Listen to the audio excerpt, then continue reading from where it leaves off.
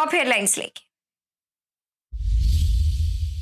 ഒരുപോലെ ഒപ്പത്തിനൊപ്പം ഇഞ്ചു വിടാതെ ആരാണ് മുൻപിൽ ചോദ്യങ്ങൾ ഏറെയാണ്. ഇതാ വിജയത്തിന്റെ വിജയഗാഥ രചിക്കുന്നവര്, ഓളപ്പരപ്പിലേക്ക് ഇടിനാദം പോലെ കടന്നു പോകുന്നവര്, അങ്ങനെ ആവേശത്തിന്റെ തിരമാലകള് ആർപ്പുവിളിയുടെ താളത്തില് ആവേശത്തിന്റെ ഉൾക്കരുത്തില് കടന്നു പോകുന്നു.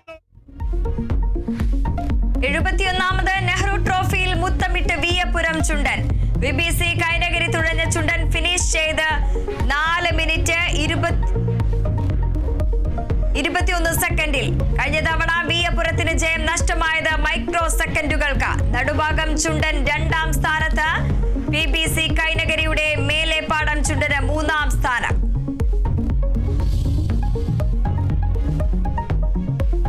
ആഗോള അയ്യപ്പ സംഗമത്തിൽ നിലപാട് വ്യക്തമാക്കി NSS. ആചാരത്തിന് കോട്ടമില്ലെങ്കിൽ സംഗമം നല്ലതെന്ന് general secretary G. Sukumaran Nair.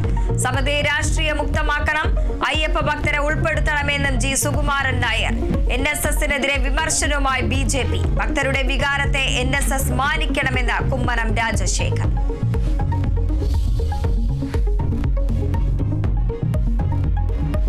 Kannur കണ്ണപുരത്ത് വാടക വീട്ടിലെ സ്ഫോടനത്തിൽ ഒരു മരണം. മരിച്ചത് ചാലാട് സ്വദേശി മുഹമ്മദ് ആശ. വീട് വാടകയ്ക്കെടുത്ത കണ്ണൂർ സ്വദേശി അനൂപ് മാലിക്കിനെതിരെ കേസ്. വീട്ടിലുണ്ടായിരുന്നത് ഉത്സവത്തിന് ഉപയോഗിക്കുന്ന തരം സ്ഫോടക വസ്തുക്കളുടെ വൻ ശേഖരമെന്ന പോലീസ്. ക്രൈംബ്രാഞ്ച് ACPയുടെ നേതൃത്വത്തിൽ അന്വേഷണം.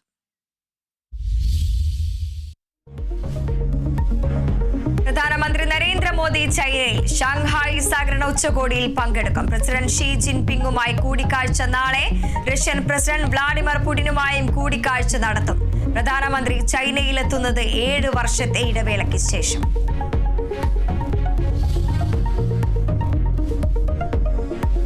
യൂത്ത് കോൺഗ്രസ് സംസ്ഥാന പ്രസിഡന്റ് പ്രഖ്യാപനം ഉടൻ ഉണ്ടായേക്കും. KM അഭിജിത്തിന് സാധ്യത.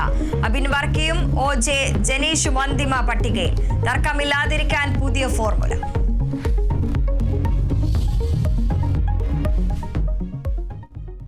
പാലക്കാട് ചെറുപ്പുളശ്ശേരിയിൽ പന്നിക്കെണിയിൽ നിന്ന് ഷോക്കേറ്റ് ഇതര സംസ്ഥാന തൊഴിലാളി മരിച്ചു.